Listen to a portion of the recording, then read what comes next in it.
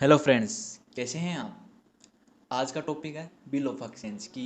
Bill of exchange की entry हम tally में किस प्रकार से करेंगे। तो टॉपिक स्टार्ट करने से पहले आपसे मेरी रिक्वेस्ट है कि आपने अभी तक चैनल को सब्सक्राइब नहीं किया है तो प्लीज़ सब्सक्राइब कर लीजिए और बेल आइकन को प्रेस कर दीजिए, जिससे कि आपको आगे की आने वाली वीडियो टाइम टू टाइम मिल सके। तो आज हम देखेंगे बिल ऑफ एक्सचेंज। तो अपना टॉपिक स्टार्ट करते हैं, चलो शुरू करते हैं। तो हम बिल ऑफ एक्सचेंज क्या होता है, एक विनिमय पत्र होता है जो लिखित में होता है, जो सेलर द्वारा लिखा जाता है कि कोई भी प्रोडक्ट है, कोई भी व्यक्ति प्रोडक्ट सेल्स करता है तो उसके द्वारा लिखा जाता है, और जो खरीदना है बायर वाला है उसको लिखा जाता है। ठीक है, ये बिल ऑफ एक्सचेंज होता है कि मान लो कि हमें किसी पार्टी को सेलिंग करनी होती है, वो भी उधार में। तो उधार में सेलिंग के लिए हमें बिल ऑफ एक्सचेंज को ड्रॉ करते हैं, क्योंकि पता नहीं वो पेमेंट टाइम पर करे या ना करे, उसके लिए हमें उस पर कोई भी एक्शन नहीं ले सकते। जब हम बिल ऑफ एक्सचेंज लिखवा लेते हैं तो हम उसके ऊपर एक्शन, जरूरी एक्शन हम ले सकते हैं। बिल ऑफ एक्सचेंज पर हम क्रेडिट पर सेल्स कर सकते हैं। बिल ऑफ एक्सचेंज लिखित में होता है जिसपे हमें डेट मेंशन होती है कि कब तक हमें पेमेंट है वो मिलना चाहिए। उस पर्टिकुलर डेट को हमें पेमेंट मिल जाता है, क्योंकि उसमें सब टर्म एंड कंडीशन है वो लिखी हुई होती है। ठीक है, तो मैं एक आपको फॉर्मेट दिखा देता हूँ कि कुछ बिल ऑफ एक्सचेंज का फॉर्मेट इस प्रकार से होता है। सैम्पल, ये सिंपल फॉर्मेट है अपना बिल ऑफ एक्सचेंज का। यहाँ पर अमाउंट मेंशन होता है कि जितने की सेलिंग की होती है हमने, वो अमाउंट यहाँ पर मेंशन होता है। प्लेस और डेट होती है, कहाँ से हमें ये लिखा गया वो प्लेस आ जाएगा, डेट आ जाएगी। ठीक है, और यहाँ पर कितने, इस डेट के कितने दिन बाद हमारा जो पेमेंट है वो हो जाना चाहिए और किसको होना चाहिए वो यहाँ पर लिखा हुआ है। ठीक है, और यहाँ पर सम वैल्यू आ जाएगी, कितना अमाउंट है वो यहाँ पर भी हो जाएगा। यहाँ पर कुछ स्टाम्प है तो स्टाम्प यहाँ पर हो जाएगा। अब जो इसको स्वीकार कर रहा है, जिसको लिखा जा रहा है इनकी बायर, तो बायर के सिग्नेचर आ जाएंगे, नेम आ जाएगा और उसका एड्रेस आ जाएगा।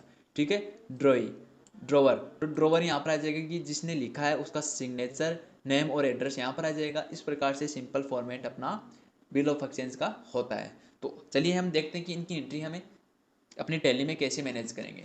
तो सबसे पहले हम वाउचर में चलेंगे। वाउचर में चलने के बाद में हमें F9 प्रेस करना। F9 में हमें परचेज वाउचर में आ जाना। परचेज वाउचर में आने के बाद में यहाँ पर हमें, अब देखो हम दो कंडीशन पे देखेंगे। हम परचेजर की बुक्स में भी देखेंगे और सेलर की बुक्स में भी एंट्री देखेंगे। परचेजर बिल ऑफ एक्सचेंज को कैसे मैनेज करता है और सेलर है वो बिल ऑफ एक्सचेंज को कैसे मैनेज करते हैं। तो हम मान लो कि एक बार हम परचेज करें तो परचेज करते समय हमें यहाँ पर इनवॉइस नंबर आ जाएंगे। जो भी इनवॉइस नंबर है वो यहाँ पर आ जाएंगे। ठीक है, यहाँ पर कौन सी डेट को इश्यू हुआ, जनरेट हुआ, आ जाएगी। यहाँ पर पार्टी का नाम आ गया, तो मान लो कि RK लिमिटेड से हम परचेज कर रहे हैं। ठीक है, यहाँ पर डिटेल हम डाल देंगे। सब डिटेल डालने के बाद में यहाँ पर परचेज आ जाएगा। परचेज आने के बाद में जो आइटम हम परचेज करें वो यहाँ पर आ जाएगा। ठीक है, और यहाँ पर कितने फैन हम परचेजिंग करें वो रेट, यहाँ पर रेट आ जाएगी। और इस प्रकार से हम GST चार्ज कर लेंगे। तो GST वगैरह चार्ज कर लेंगे और इस इन्वॉइस को है वो हम एक्सेप्ट करवा देंगे। ठीक है, अब ये हमने इन्वॉइस एक्सेप्ट तो करवा दिया है। अब हमें इसके अगेंस्ट में जो सेलर है वो हमें बिल लिखवाएगा हमसे। तो सेलर है वो हमें टर्म एंड कंडीशन देगा, उसको हमें एक्सेप्ट करनी होगी। तो एक्सेप्ट करने के बाद में हमें उसको दिए गए वक्त पर पेमेंट करना होता है। तो वो पेमेंट करने के लिए बिल ऑफ एक्सचेंज में हमें एक एंट्री और करनी होती है। एडजस्टमेंट एंट्री बोलते हो या फिर कुछ कोई भी बोलते हो, तो हमें एडजस्टमेंट एंट्री हमें जनरल वाउचर में करनी होती है। जब हमें हमसे कोई बिल ऑफ एक्सचेंज के रूप में कोई बिल लिखवाता है, तब हमें एक चेक है वो पोस्ट डेटेड यानी कि आगे की डेट का हमें काट के दे देते हैं। ठीक है, उस समय उस डेट को अगला जाएगा और बैंक से पेमेंट प्राप्त कर लेगा। अगर बैंक से पेमेंट प्राप्त नहीं होता उस कंडीशन में वो हम पर केस भी कर सकता है। तो यहाँ पर हम बिल ऑफ एक्सचेंज की एंट्री का जो बिल इश्यू होता है हमें वो हम डाल देते हैं। तो हमने यहाँ पर चेक इश्यू किया तो चेक इश्यू की एंट्री हम यहाँ पर कर लेंगे। तो हम से परचेजर है, अपने परचेज किया तो परचेज के समय हमें कौन सी पार्टी को बिल ऑफ एक्सचेंज, हमने कौन सी पार्टी से हमें बिल ऑफ एक्सचेंज प्राप्त हुआ तो उस पार्टी को हम यहाँ से सिलेक्ट कर लेंगे। मान लो कि RK लिमिटेड ने हमें बिल लिख के दिया है तो RK लिमिटेड को लिख देंगे। अब RK लिमिटेड को एक चेक इश्यू करेंगे। ठीक है, पोस्ट डेटेड, तो यहाँ पर उस बिल को सिलेक्ट कर लेंगे कौन सा बिल हमें पेमेंट करना है उस निश्चित डेट को, तो हम वो ले लेंगे। और यहाँ पर हमें पूरा अमाउंट जो बिल पे लिखा हुआ है वो यही अमाउंट लिखा हुआ होगा। ठीक है, जितने का बिल होगा वो अमाउंट यहाँ यही होगा, यही अमाउंट वहाँ पे मेंशन होगा। बिल पे जो अमाउंट है वही मेंशन हमारा बिल ऑफ एक्सचेंज पे होगा, यानी कि इनवॉइस का अमाउंट ही हमारा बिल ऑफ एक्सचेंज पर होगा। यहाँ पर आ जाएगा टू में आ जाना। टू में आने के बाद में आपको यहाँ पर एक लेजर क्रिएट करनी होगी। ठीक है, बिल्स पे अंडर डालना होगा करंट लायबिलिटीज़, क्योंकि ये हमारा दायित्व है तो इसको हम करंट लायबिलिटीज़ में जाकर एक्सेप्ट करवा देंगे। ठीक है, और यहाँ पर हम नरेशन लिख सकते हैं, issue cheque to RK limited on date post date, जो भी है वो नरेशन हम यहाँ पर लिख देते हैं। ठीक है, जब बिल ऑफ एक्सचेंज इश्यू होता है तब उसकी एंट्री हम यहाँ पर कर देंगे। अब जब इसका पेमेंट इश्यू होता है किसी पर्टिकुलर डेट को, तो उस पर्टिकुलर डेट को मान लो कि ये अपना इन्वॉइस है, इन्वॉइस इस बिल ऑफ एक्सचेंज का अमाउंट है वो इश्यू हो जाता है 1/5 को हो जाता है, तो हम क्या करेंगे, उसकी एंट्री पेमेंट वाउचर में हम कर सकते हैं बाय डिफॉल्ट। अगर बैंक से पेमेंट इशू आ गया क्योंकि हमने चेक इशू कर रखा पर्टिकुलर डेट को अगला डाल देगा, तो बैंक से पेमेंट कट जाएगा, तो हम उस बिल्स पेबल को यहाँ पर सेलेक्ट कर लेंगे, कितना अमाउंट हो वो यहाँ पर लगा देंगे और इसका पेमेंट है वो इशू कर देंगे। इस प्रकार से पूरी प्रक्रिया हमारी बिल ऑफ एक्सचेंज में जब परचेज करता है कोई उस कंडीशन में होगी। अगर हम सेल्स करते हैं तब कौन सी कंडीशन होगी, अगर परचेज करते हैं तब तो ये कंडीशन होगी, जब सेलिंग करते हैं तब हमारे पास नई कंडीशन होगी। सेल्स के वाउचर में देखेंगे तो F8 प्रेस करेंगे और यहाँ से सेल्स में आ जाएंगे। सेल्स में जिस पार्टी को हम सेल करें उस पार्टी को मेंशन करेंगे और इसकी डिटेल है वो भी कंट्रोल ए से हमने एक्सेप्ट करा दी, कंट्रोल ए से। ठीक है, यहाँ पर सेल्स ले लिया है और यहाँ पर हमने कूलिंग फैन है वो हमने सेल किया है। ठीक है, 5 कूलिंग फैन हमने सेल किए 1500 रुपये में। ठीक है, यहाँ पर डिटेल हम फिलअप कर लेंगे और इस इन्वॉइस को हम एक्सेप्ट करवा लेंगे कंट्रोल ए से।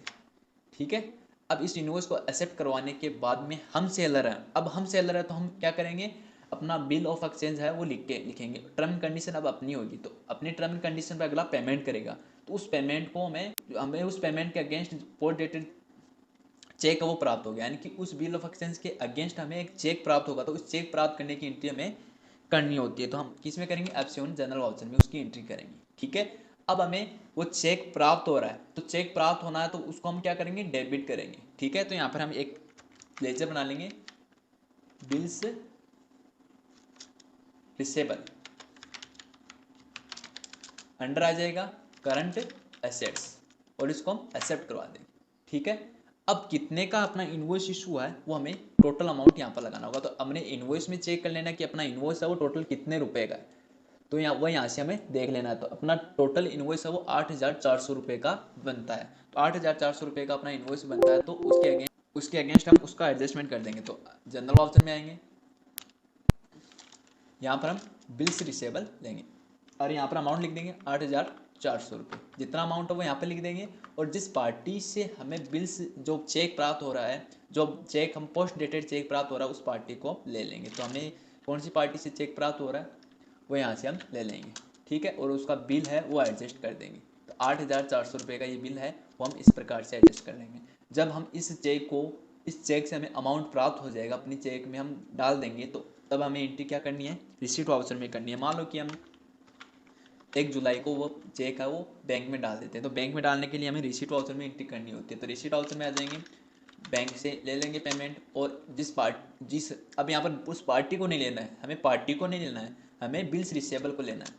ठीक है, और बिल्स रिसेबल से कितना चेक वो पेमेंट है वो इश्यू होता है वो यहाँ से हमने ले लेना है और इसको एक्सेप्ट करवा देना। इस प्रकार से हमें दोनों तरीके से एंट्री कर सकते हैं, परचेजर के समय भी कर सकते हैं, सेलिंग के समय भी कर सकते हैं। तो इस प्रकार से हम परचेजिंग में अपना बिल ऑफ एक्सचेंज मैनेज कर सकते हैं और सेलिंग में भी अपना बिल्स ऑफ